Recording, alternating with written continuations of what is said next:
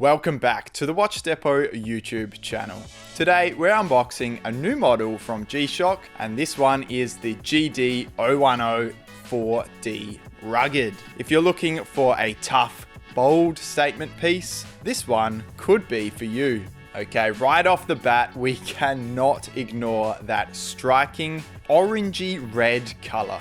It's a real head turner and definitely not sophisticated, but it's not supposed to be. If you want your watch to stand out while withstanding the elements, this one is ideal.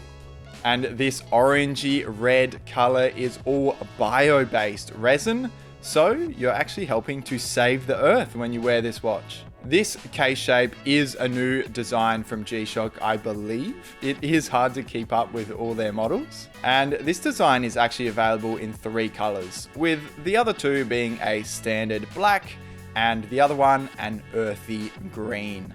This orange model here actually has an inverted LCD display, but the other 2 are regular displays. Of course, you all know the deal with G-Shock by now. It's basically indestructible, but what does set this model apart from other digital watches is its 10-year battery, something that is super handy in my opinion.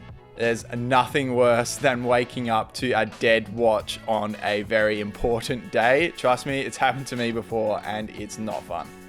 On the wrist, this watch is obviously quite bold, way too big for me, but for a larger wrist, this is going to fit a lot better. Now, it's obviously a very striking watch, but despite its tough exterior, it's actually incredibly comfortable to wear.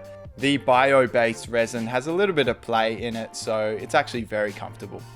And of course, you get all your Casio G-Shock features like daily alarms, multiple time zones, an LED backlight, and a timer if you want to use that as well.